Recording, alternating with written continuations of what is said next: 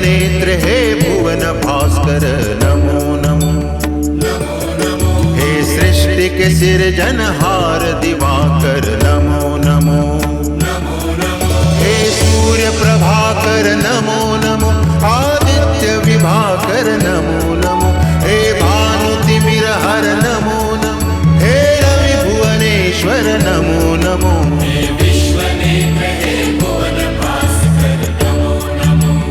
नमो नमो। हे सृष्टि के सिरजनहार दिवाकर नमो नमो। ओम सूर्याय नमो नमः। ओम सूर्याय नमो नमः। ओम सूर्याय नमो नमः।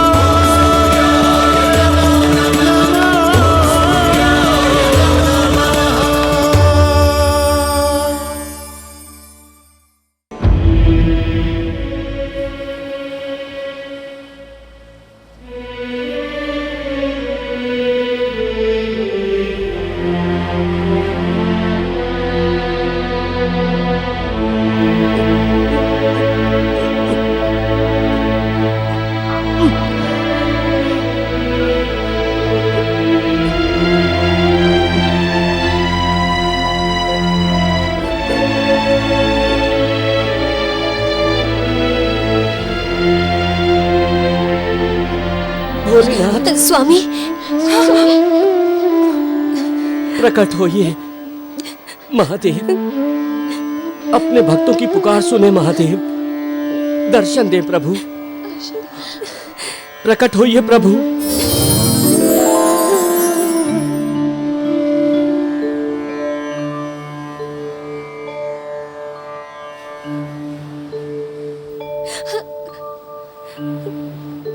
दक्ष पुत्री रोहिणी, तुम्हारी तपस्या सफल हुई।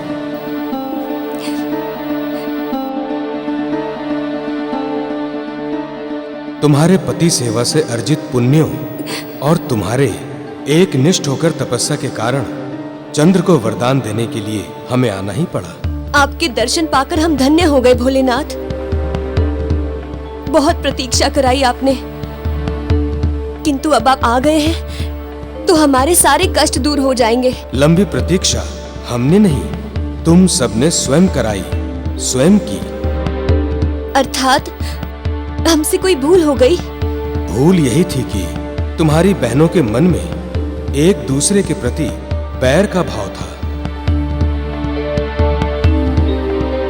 और जब तक ये बैर का भाव रहेगा तब तक मेरा आना संभव ही नहीं था। साधना के साथ धीरे धीरे वो बैर भाव धुल गया और मैं प्रकट हो गया। हे आशुतोष, मेरे पिताश्री के श्राप के कारण मेरे पति का शरीर गल गल कर समाप्त हो रहा है। कृपया इन्हें वरदान देकर इनके सभी कष्टों का निवारण करें। आप तो भोलेनाथ है प्रभु। भक्तों के कष्टों को आप हर लेते हैं। मुझ पर भी अपनी दया करें प्रभु। कृपा करें मुझ पर भी प्रभु।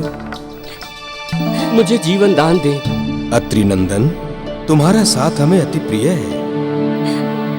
तुम्हारे कारण सारा संसार मुझे सोमनाथ, चंद्रशेखर, चंद्रमौली आदि नामों से पुकारता है। फिर भला तुम्हें इस संकट में हम कैसे छोड़ सकते हैं? तुम्हें हमारा वरदान अवश्य मिलेगा, परंतु हम पृथ्वी सम्राट दक्ष की मर्यादा और उनकी श्राप शक्ति का खंडन नहीं करना चाहते। हम चंद्र को एक ऐसा वरदान देना चाहते हैं जिससे प्रजापति दक्ष की मर्यादा भी बनी रहे और चंद्र को हमारी कृपा भी प्राप्त हो जाए। प्रभु, आप जो भी करेंगे उसी में हमारा कल्याण है। जो भी हमारे योग्य उचित हो आप हमें प्रदान करें। तो सुनो, आज से हम अपने प्रिय चंद्र के लिए एक नई व्यवस्था का सूत्रपात करते हैं। आज से हर माह के 30 दिनों को 2 पक्षों से होकर गुजरना पड़ेगा। पहला 15 दिनों का कृष्ण पक्ष और दूसरा 15 दिनों का शुक्ल पक्ष। पहले पक्ष में प्रजापति दक्ष के श्राप से चंद्र धीरे धीरे गलता हुआ 15वें दिन पड़ने वाली अमावस्या को चंद्र पूर्ण रूप से अदृश्य हो जाएगा। फिर अगले दिन से प्रारंभ होने वाले शुक्ल पक्ष में हमारी वरदानी कृपा का सहारा पाकर चंद्र की कांति लौटेगी।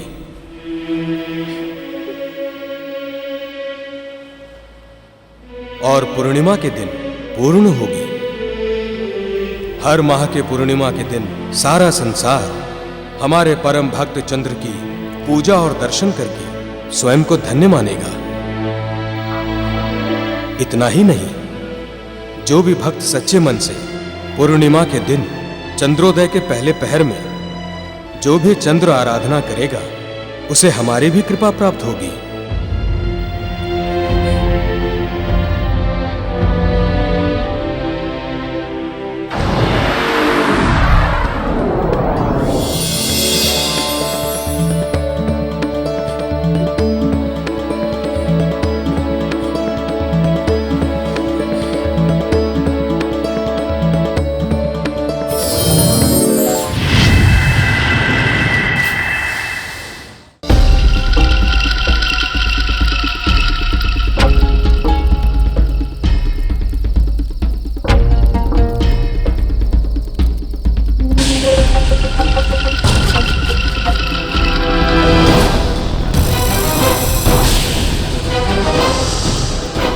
दैत्य गुरु, अब ये पाताल वासियों को सचेत होने में और कितना समय लगेगा?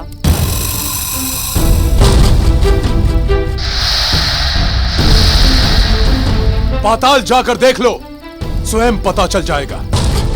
मेरे बोलने का अर्थ ये नहीं था दैत्य गुरु। तो क्या अर्थ था?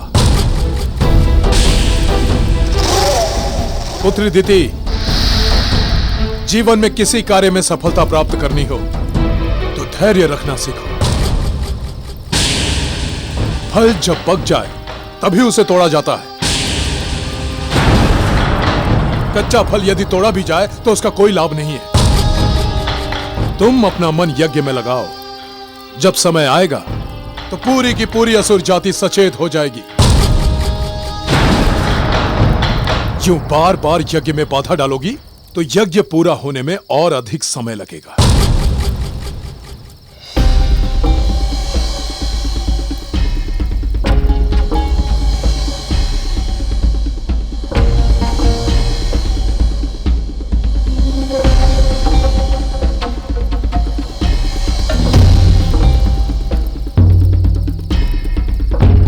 अब यज्ञ का कार्य पूर्ण होने में अधिक समय नहीं है।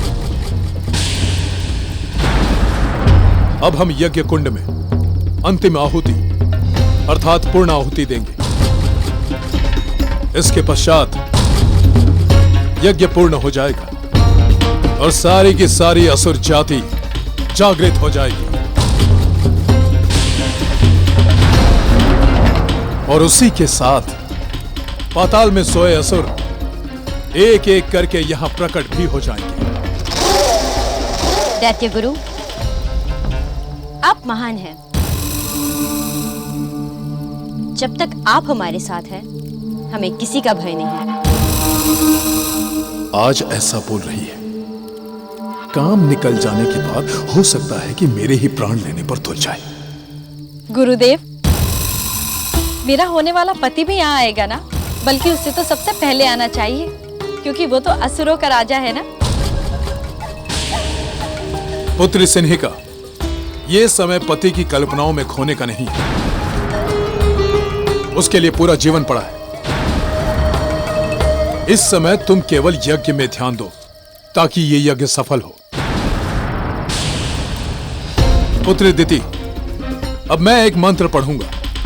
उसके समाप्त होते ही तुम उच्च स्वर में स्वाहा कहकर ये समिधाएं यज्ञ कुंड में डाल देना। ओम।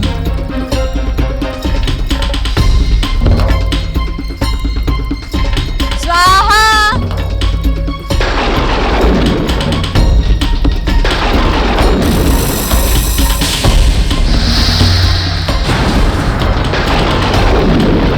शुक्रदेव, कहाँ है असुरवीर? अभी तक आए क्यों नहीं? आपने तो कहा था कि यज्ञ पूरा होने पर सारी असुर जाति के वीर सचेत हो जाएंगे। हाँ, और अब मैं स्वयं ही कह रहा हूँ कि हमें एक और कार्य करना पड़ेगा। तुम्हें इससे कोई आपत्ति है क्या? नहीं नहीं, आपत्ति क्यों होगी? और ये कार्य करने के लिए तुम्हें और मुझे, हम दोनों को स्वयं पातालोक जाना होगा।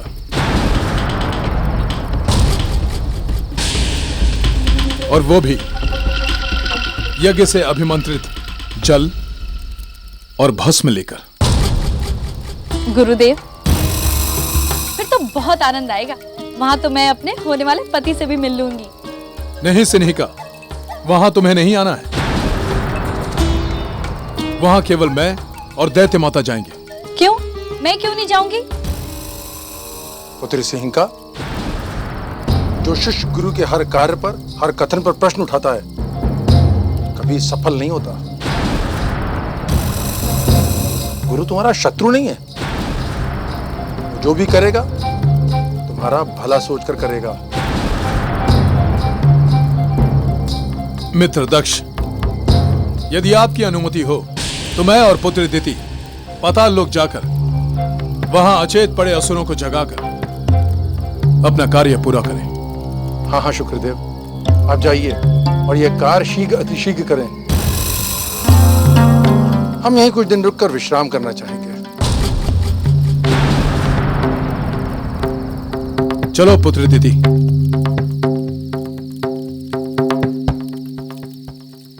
कैसा होगा मेरा होने वाला पति? असुर राज है तो क्या मेरे नाना श्री जैसा होगा?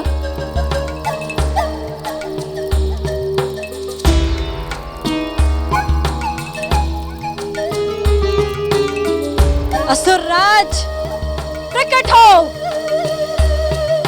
पाताल राज प्रकट हो!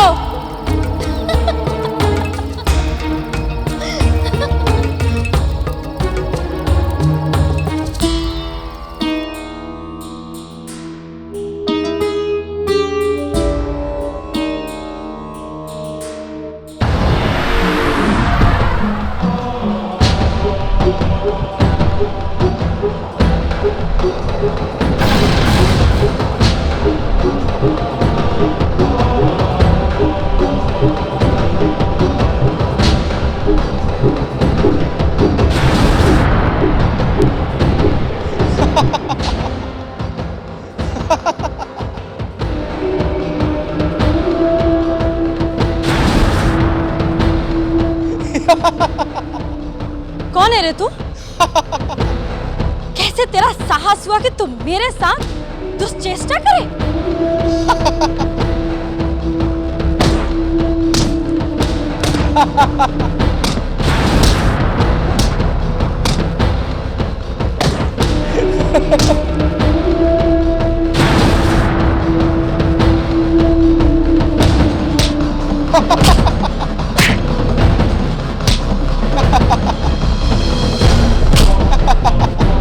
जीवित रहना चाहता है तो बता, कौन है तू और किस उद्देश्य से यहाँ आया है? ना ही मुझे इस बात का पता है कि मैं कौन हूँ, ना ही मैं ये जानता हूँ कि मैं यहाँ क्यों आया।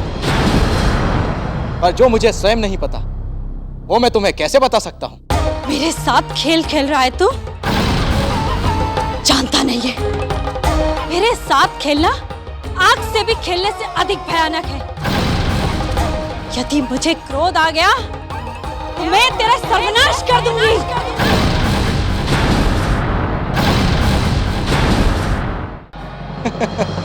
तुम कौन और तुम्हारे साथ खेलना कितना भयानक है मुझे तो ये भी नहीं पता। मैं तो गहरी नींद में था, शायद अचेत था। फिर सुंदरी मुझे तुम्हारी पुकार सुनाई दी और तुम्हारी पुकार में न जाने ऐसी क्या बात थी कि वो मुझे उठाकर यहां तक खींच लाई। अब बताओ सुंदरी, मैं तुम्हारे लिए क्या कर सकता हूं? किंतु मैं तो पाताल राज के राजा को पुकार रही थी। क्या तुम पाताल राज हो? यही पाताल राज विप्रचति है।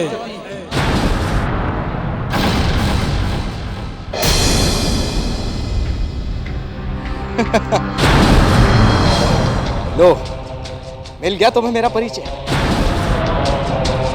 अब बताओ सुंदरी कि तुम मुझे क्यों पुकार रही हो? इसलिए कि दैत्य और असुर जाति के गुरु शुक्रदेव ने बताया था कि मेरा और तुम्हारा लग्न होने वाला है। ऐसा? उन्होंने ये भी बताया था कि मैं तुम्हारे पुत्र की मां बनूंगी और उस पुत्र की असीम शक्ति के बल पर असुर जाति स्वर्ग में अधिकार करेगी। तुम स्वर्ग के राजा बनोगे और मैं स्वर्ग की रानी बनूंगी। कहाँ है हमारे गुरुदेव शुक्राचार्य? पातालवासी असुर।